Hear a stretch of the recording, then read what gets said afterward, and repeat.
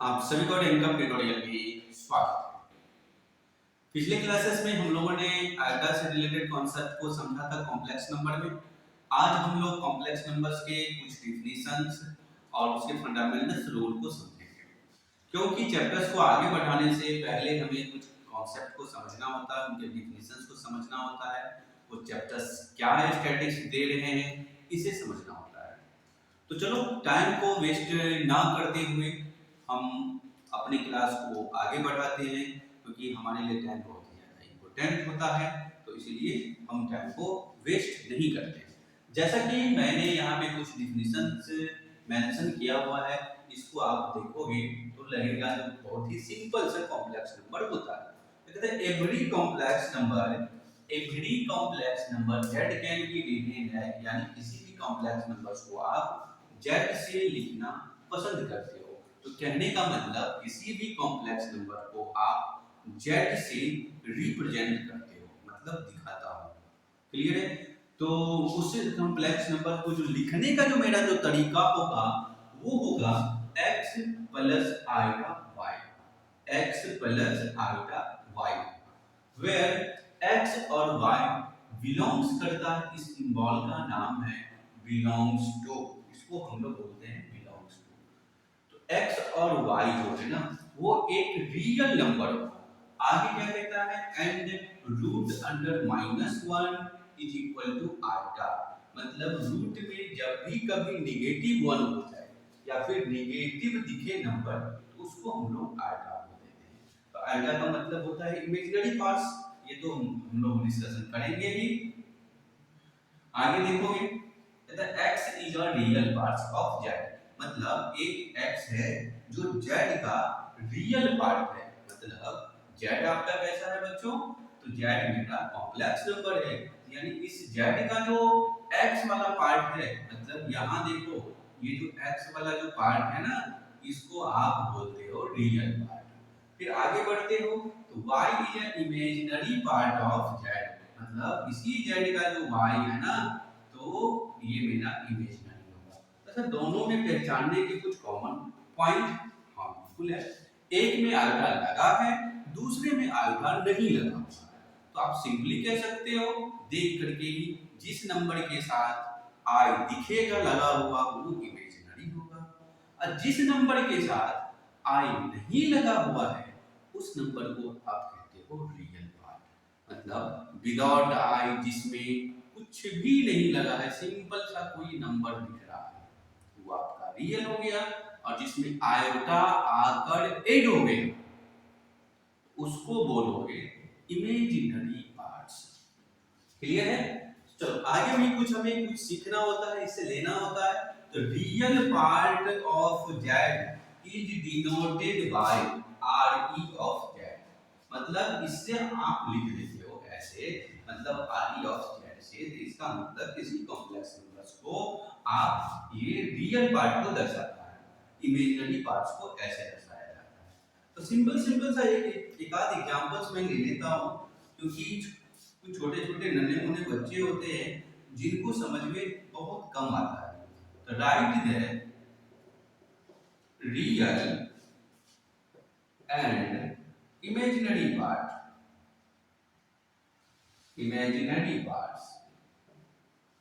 तो अगर मैं फर्स्ट क्वेश्चन ले रहा हूं 3 + 4 आइटा, अगर मैं यहाँ पे उस पूछो छोटे छोटे नन्हे मुन्ने से, बताओ छोटू क्या है ये इमेजिनरी और क्या है रियल, तो क्या कहोगे? एक में हमें आयता दिखता है, एक में हमें आयता नहीं दिखता है। तो जिसमें आयता दिख गया वो मेरा इमेजिनरी, और जिसमें आयता नहीं दिखा वो मेरा रियल। एक बहुत ही शानदार बच्चा है, वो कहता है अगर मेरा रियल नंबर और इमेजिनरी नंबर कुछ इस तरीके से लिखा हुआ है, तो रियल दिख रहा है इमेजिनरी को कोई पता नहीं है। तो मैं कहा घबराओ मत बच्चा, आप देख कैसे लिखना है। रियल तो तुम्हें दिख रहा है, लिख दिया, इमेजिनरी नहीं दिख रहा है मतलब जीरो। थिंक करो यार, यहाँ पे प्लस आएगा इंटू जीरो, ऐसा तो हो सकता है। मतलब इमेजिनरी वाला जो नंबर है ना वो जीरो है। एक और बचा, इसी को कॉपी किया, उन्होंने कहा अगर जेड भी केवल हमें इमेजिनरी दिख जाए तो क्या कहूंगा। इसका मतलब अच्छा बहुत सिंपल सा लॉजिक है। ये मेरा रियल नहीं दिख रहा है ना, जीरो मान ले। इमेजिनरी दिख रहा है ना, इमेजिनरी लिख ले। बहुत सिंपल सा लॉजिक है, कोई दिक्कत कभी नहीं होता है। आप कंपेयर करना सीखो, आसानी से एक्सरसाइज के क्वेश्चन सॉल्व होंगे, कॉन्सेप्ट भी अच्छे से समझ में आएगा। क्लियर है। अब अगला जो मेरा जो कॉन्सेप्ट है मैं बोल रहा हूँ fundamental forms. Fundamental what is fundamental forms, मतलब अलजेब्रा के जो कॉन्सेप्ट्स है ना वो आपको समझना है। फंडामेंटल शुरू में हमें चार फॉर्मेट पढ़ना होता है, addition, subtraction, multiplication, division form को समझना होता है। तो मैं उसी चीज को आज मैं कवर करने वाला हूँ। ज्यादा मैं क्लास को लंबा करता नहीं हूँ, ये आप लोगों को पता ही होगा। मैक्सिमम 10 से 15 मिनट का टाइम लेता हूँ, 10 से 15 मिनट में 1 से 2 हेडिंग को कवर करता हूँ, फिर मैं अपनी क्लास को वही पे लेक्चर्स को ऑफ करता हूँ, फिर मैं नेक्स्ट लेक्चर्स बना करके आप लोगों को यहाँ पे देता हूँ वेबसाइट पे। तो जिनको अच्छा लग रहा है शेयर करो, सपोर्ट करो यार, क्योंकि सपोर्ट आप जितना करोगे उतनी ही मेरा मोटिवेशन होगा और आपके पास अच्छे अच्छे क्वालिटीज में कोचेस प्रोवाइड किए जाएंगे। आपकी मोटिवेशन ही मेरा फीस है, क्योंकि आपकी मोटिवेशन सब्सक्राइब करने से, लाइक करने से ही हमें एक अलग सा एनर्जी मिलता है और उसी से हम लोग अच्छे अच्छे से कॉन्सेप्ट और बना करके देखता हूँ। चलो आगे देखता हूँ फंडामेंटल। तो फंडामेंटल फॉर्म की जो हम बात कर रहे हैं तो इसमें क्या पढ़ना होता है। तो जैसे कि आप फंडामेंटल फॉर्म में हम ऐसे भी स्केच कर सकता हूँ, अलजेब्रिक फॉर्म या फिर ऑपरेशन ले लो, सबसे अच्छा नाम है ऑपरेशंस। किसका ऑपरेशंस करते हो, या कॉम्प्लेक्स नंबर का ऑपरेशन करना है, कॉम्प्लेक्स नंबर का ऑपरेशन करना है।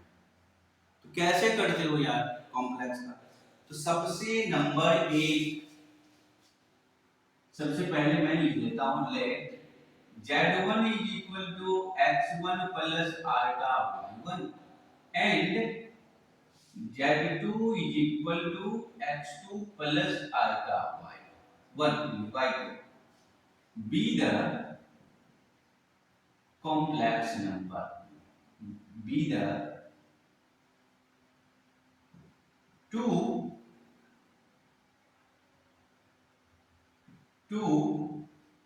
given complex number। मैं कोशिश करता हूं बिल्कुल सिंपल से सिंपल लैंग्वेज का यूज करूं ताकि आप लोगों को समझ में आ जाए। नंबर एक एडिशन। एडिशन का मतलब बच्चा दूसरी भाषा में बोलोगे तो ये सम होता है, और लैंग्वेज थोड़ा चेंज करेंगे तो इसको जोड़ कहा जाता है, जोड़ना। एडिशन में क्या होता है, दो z1 यानी दो कॉम्प्लेक्स नंबर को मिनिमम जोड़ा जाता है। अब इस दो कॉम्प्लेक्स नंबर को अगर आपस में आप जोड़ोगे तो ये भी एक कॉम्प्लेक्स नंबर को ही रिलीज करेगा। मतलब दो कॉम्प्लेक्स नंबर को भी ऐड करने पर क्या हमें कॉम्प्लेक्स नंबर ही मिलेगा, तो जी हाँ याद रखना। तो पहला जो z1 है वो है x1 plus iota y1 plus iota x2 plus iota y2। फिर x रियल जो नंबर है ना, रियल नंबर के साथ ऐड होगा और इमेजिनरी वाला जो नंबर है वो इमेजिनरी वाले नंबर के साथ ऐड होगा। तो अभी ये तो सिंपल हो गया ना बच्चा, x1 के पास x1 x2 को ऐड करेगा, आएगा y1 आएगा y2 के साथ एडिशन, क्योंकि दोनों का कास्ट जो है ना वो एक ही है। अब यहाँ पे x1 प्लस x2 आएगा कॉमन कर लोगे y1 plus y2, very simple. चलो थर्ड सेकेंड नंबर में देखता हूँ, सेकेंड में हो जाएगा सब्ट्रैक्शन। सब्ट्रैक्शन को अगर मैं दूसरा लैंग्वेज दूं तो हो जाएगा आपका डिफरेंस। Z1 में से Z2 को माइनस किया तो भी ये एक कॉम्प्लेक्स नंबर है। इसी तरीके से जब आप इसको रियलाइज करोगे तो आपके पास फाइनल फॉर्म ऐसा मिलेगा, x1 में से x2 माइनस किया, आएगा कॉमन करोगे तो y1 में से y2 माइनस होता हुआ दिखता होगा। इसको थोड़ा हम हाईलाइटेड कर देता हूं। समझ में आया होगा बच्चा कि नहीं आया है? तो मैं दो फॉर्मेट अभी लिखा हूं, आप लोग इसको वीडियो को पॉज करो, नोट करो या फिर स्क्रीनशॉट ले लो, तब तक मैं भी इसको पूरे को क्लीन करूंगा। क्लियर है?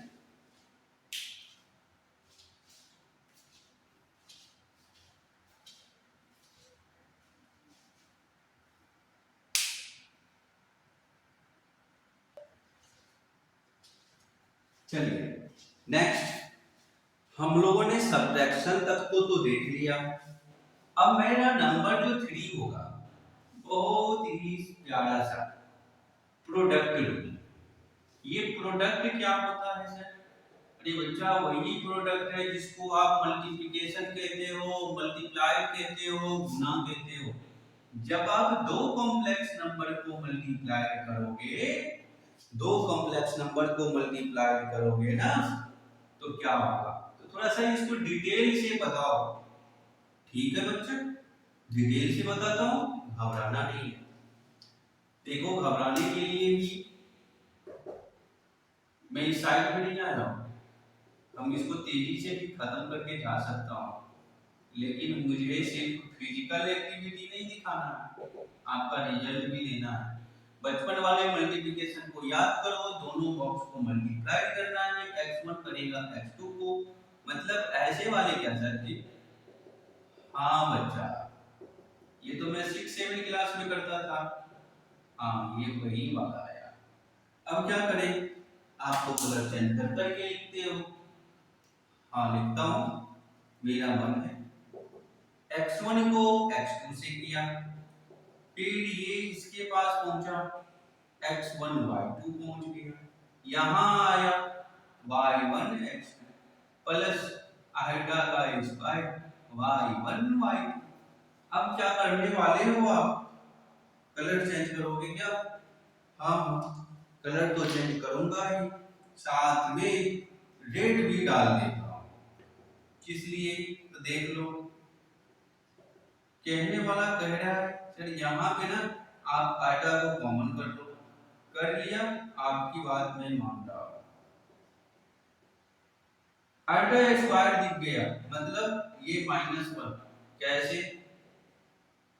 कैसे? तो याद रखना, जिनको यहाँ डॉट है तो मेरा पिछले क्लास का वीडियो देख ले, वो कभी नहीं पूछेगा प्लस माइनस माइनस। अब मेरे पास ये बता, बोर्ड पे दिख रहा है नंबर तेरे को, कलर चेंज करो तो क्या दिख रहा है? x1 x2 प्लस आएगा x2 y2, सॉरी x1 है, और y1 x2 plus minus y1 y2। अब क्या है? तो अब सिंपल सा है ना, सिंपल सा क्या है, इस नंबर के पास आएगा नहीं दिख रहा, इसके पास नहीं दिख रहा। अब यहाँ देखो,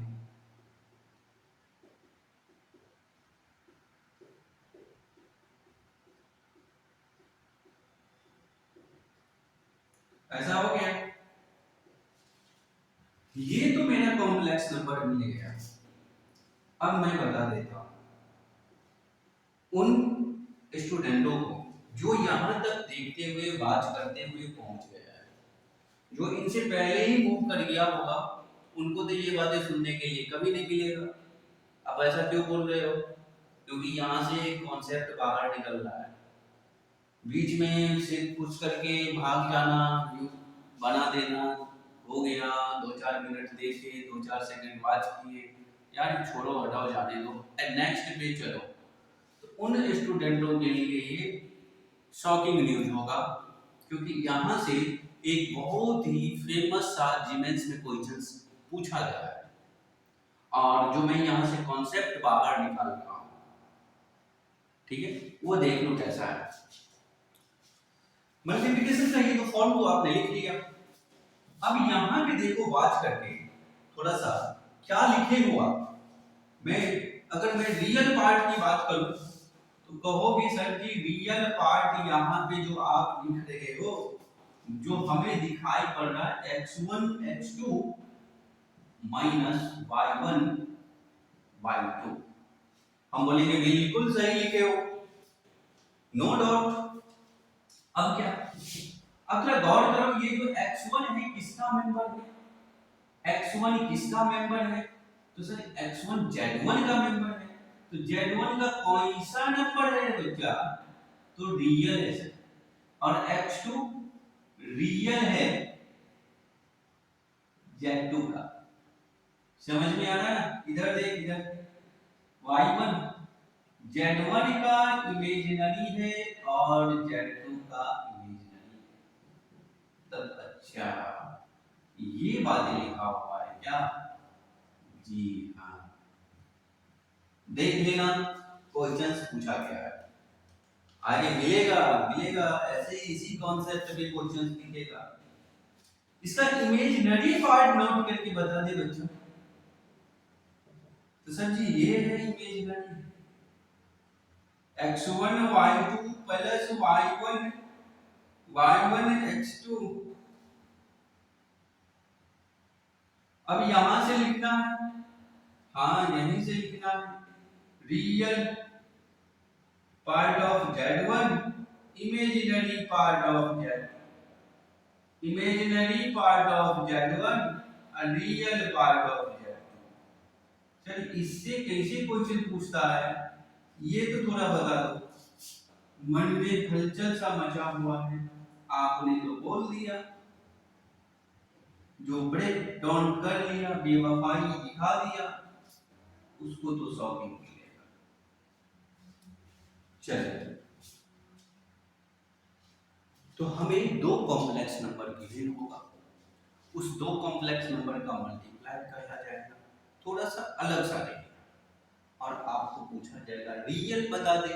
फॉर्म याद है तो इतना नहीं करेगा, नहीं याद है तो घसते रहेगा घसते रहेगा घसते रहेगा, समझ गया ना, याद है डायरेक्ट लिखेगा, समझ गया ना क्या है रैंक अप ट्यूटोरियल की कहानी।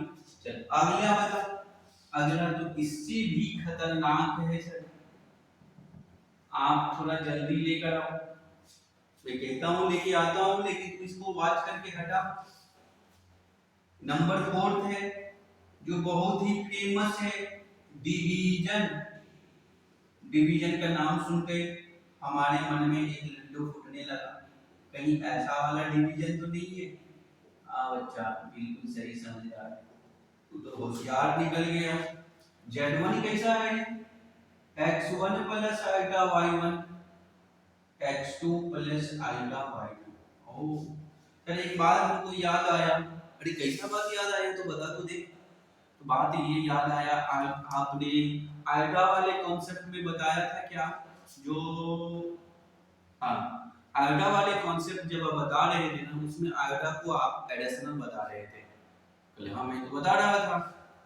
तो इसका मतलब ये जो नीचे वाला जो क्वेश्चन है ना वो एडिशनल फॉर्म में है, तो हमने क्लास 9th क्लास में स्टडी किया था, जो जब अगर रैशनल एडिशनल नीचे वाले कॉन्सेप्ट में आ जाए तो उसका रैशनलाइज करना है। बिल्कुल सही तू पकड़ा, बहुत आगे तक जाएगा, मतलब हमें इसका आगे करना है क्या, इसका रैशनलाइज कर देना है, साइन बदल के क्या, तो गधा साइन बदल के रैशनलाइज नहीं होता है, तो साइन को हटा के थोड़े होता है। अच्छा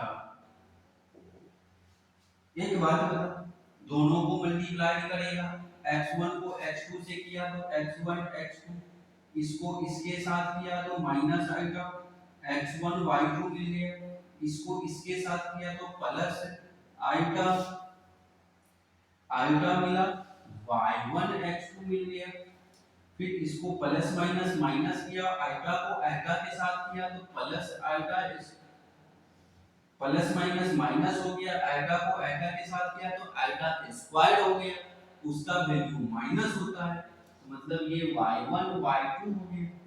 नीचे में a plus B into A minus B कभी नहीं होगा, रियल बचेगा, इमेजिनरी बचेगा।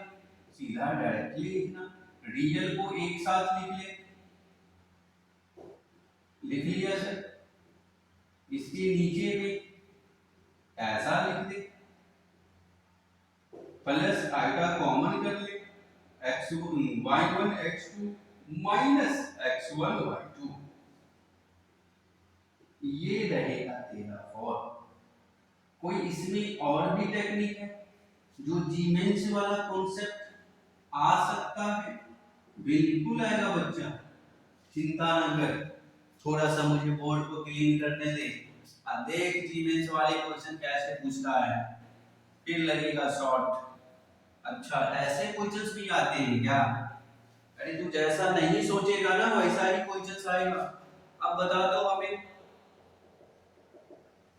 इसका रियल पार्ट कितना है? इसका रियल पार्ट ये है, और x2 का स्क्वायर y2 का स्क्वायर। अब यहाँ पे ये दिख रहा है x1 मेरा real part of z1, real part of z2, imaginary part of z1, imaginary part of z2।